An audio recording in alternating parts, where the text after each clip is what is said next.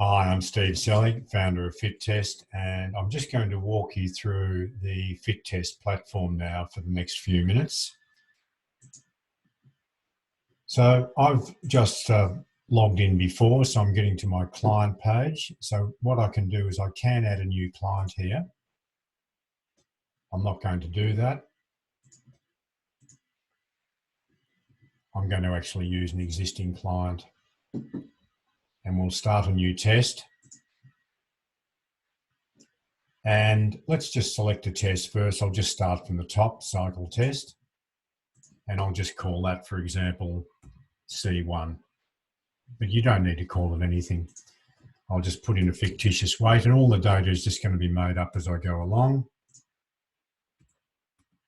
Now, you do need to put in data in this these top boxes here. You must put data in. So you must put a weight in, you must put a heart rate peak in. You don't have to put heart rate rest in.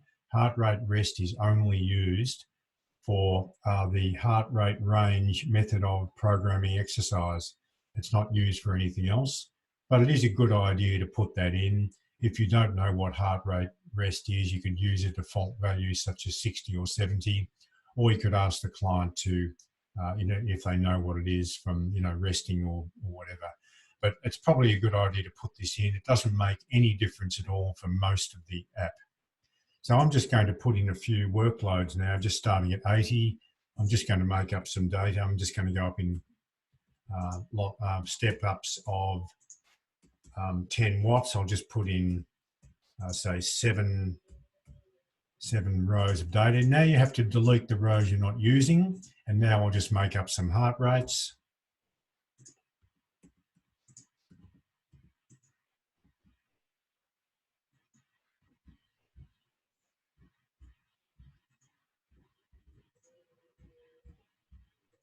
And we can put in some RPEs. I'll just save time by just putting one of those in. And by now, we've already estimated our VO2 peak. Now, you'll notice that that heart rate peak or the VO2 peak is calculating low. It's because of the non-linearity of the heart rates. I just made them up. So I'm going to go back to this and I'm just going to make that 160, for example. And now I've in fact hit right on the top of the curve, which is where you want to be. None of that is compulsory. However, that 160 now is sitting on the top of my green line, which is my heart rate versus estimated VO2 relationship. Now, I just made up those heart rates. Normally, they're much more linear than what I'm showing you here. So the VO2 was estimated to be 28.1 mils per kilogram per minute. The peak power was estimated to be 170 watts, and the peak speed was estimated to be 30.8 kilometres per hour. So then we have two graphs here. We have our estimated VO2, which is really based on the work rate versus the heart rate relationship. And you'll get a signature relationship for every client and every test. And you'll notice the linear correlation here. Even though I made up the heart rates, the linear correlation is very strong. And then over here is just where they fit on the age predicted in terms of their VO2 peak heart rate. So what we do there is we'll then generate a test report there. And that test report is saved. And now we can go to start a program here. And suppose we're just going to use cycling. I won't use heart rate. I'm going to use, say, power. But you could use you could use percent of VO2 peak, percent of VO2 range, or percent of heart rate range. If you use percent of heart rate range, you need to have a resting heart rate in there. Otherwise, that won't work. And then you can also cross over into other modes, such as testing on cycle and then setting a walking uphill program based on speed and gradient, percent VO2 peak or percent VO2R. Same for running, and even for stepping, you could prescribe exercise. And these are all based on the person's own exercise test that you've just conducted. So I'll do this one based on power, and we started at 80 watts. I'll just look at what that looks like. That's 61% of VO2 peak. I'll go 90, and then I'll go 100. And 100 might be enough for this person. And then I'll go back to, I might even make that 60, 100, I'm just doing an interval training program now that's not high intensity. And then I'm just going to step that back down. And I'm going to get rid of the rows that I'm not using. That's important. And we'll just make all these 1 minute stages. Very, very easy to use.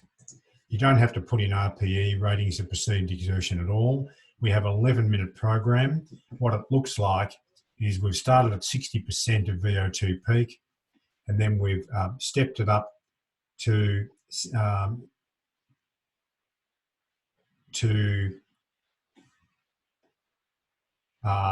66 and then 70%.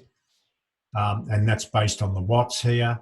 And then we've stepped it down to 52%, back up to 70%, 52%, 70%, etc. So we've got a sort of moderate intensity interval training program with 1 minute stages.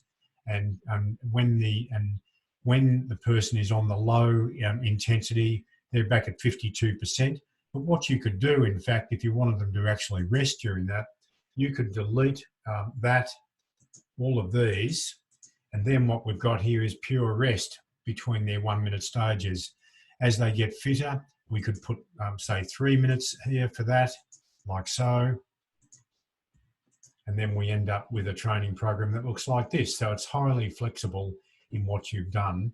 And we could decide that the first workload was too severe, so we might make that 60 and the last workload 60 as well. And again, it just changes the shape of the interval training program. So this is all based on that person's own training, their own test that we just conducted before. So we could save that program now. We could save any number of programs, and we can go to view the program report. And you have choice here to view a long program report or a short program report. I'm just downloading the long program report now.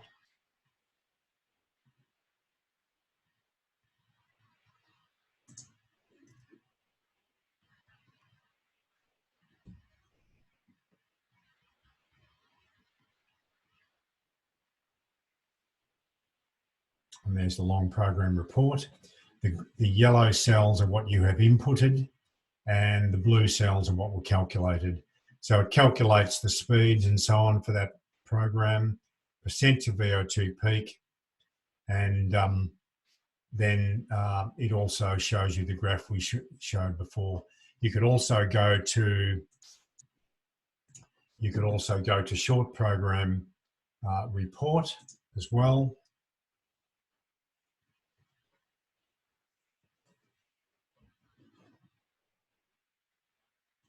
Which has less information on it. It's much easier to use.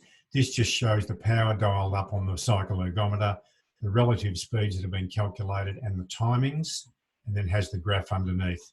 So that you have the choice between short and long test reports.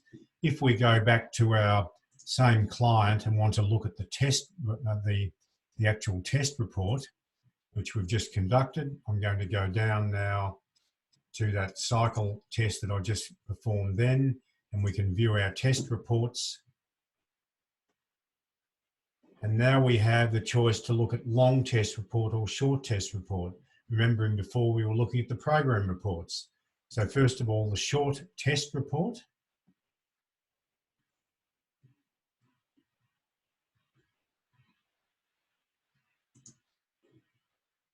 There's the short test report with just the main data and the graphs. And we could also look at the long test report. And these are all in PDFs that can be easily sent to where you need them to go, to be a medical practitioner referrer or to the client themselves.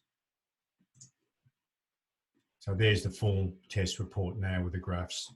So you have these choices here.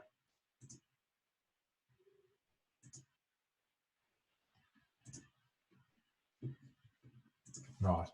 So we'll now go back to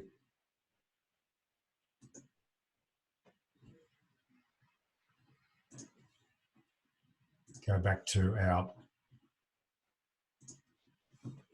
clients, and now we can do another. I'll just walk you through to start another test. The choices are walk uphill. I won't go through all of the same scenarios here. Walk uphill, you also have Norton or Belkey treadmill protocols built in, such as they're built in. You still need to delete the unused rows, but we could, with the run test or walk test, you've got the Bruce and the modified Bruce protocols. So I'll go back to this one. Again, you have to input the data at the top here in those grey cells there, and then don't delete your unused rows.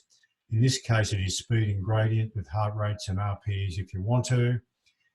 Again, you'll have those same graphs, and the same for walking or running test or walking on flat ground. The previous one was walking test uphill. This one is run test or walking on the flat. And finally, you can do a step test. I might actually take you through the step test. So we'll just make up a weight, 88. I'll make up a peak heart rate and a resting heart rate. The height of the person, we'll just say is 178. And that recommends a step height of 22.25. If the person is very fit, you could use much higher step.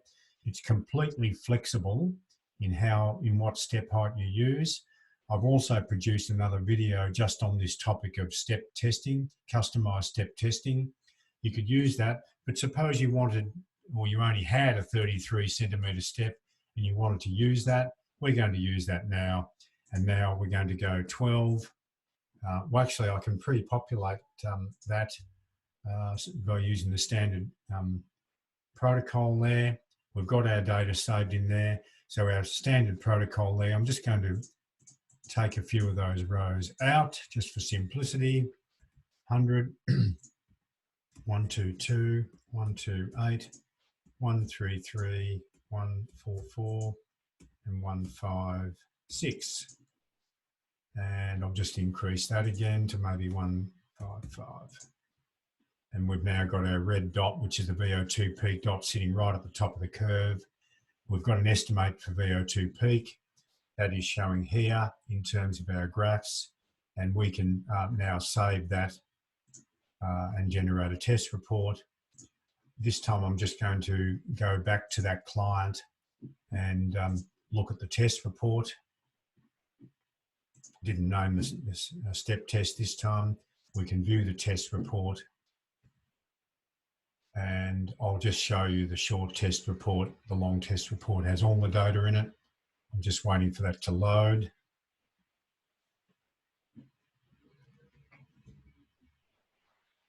And we'll look at the report now.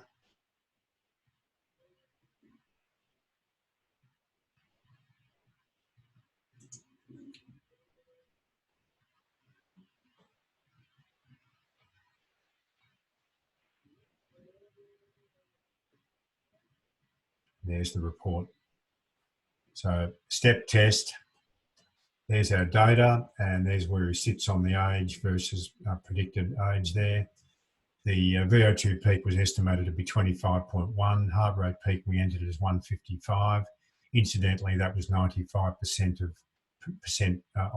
age predicted, but it could be anything you like. You have total control over the heart rates with my app. The speed peak was estimated to be 22 steps per minute, and the step height we used was 33 centimetres. So we had complete flexibility in the way this was done. So that's, I just wanted to give you that quick guide through using the app. It's very simple. Just remember one little trick. After you've generated your test report, you need to go back to your client to find the test report so that you can get a long or short test report to download from that. That's the only little trick in it. The rest is absolutely straightforward. So I hope you really like the app. And on the front page, there's a lot of information. Down the bottom here, you'll see that there is an email to get hold of me, info@myfittest.com.au. There's a few frequently asked questions. I actually get very few questions from subscribers because it is all very easy to use. But if you have a question, I'll probably add it to the FAQs over time. So thanks for listening to this little video and walk through the app, myfittest.com.au, and I'm certainly happy to help you in any way. Bye for now.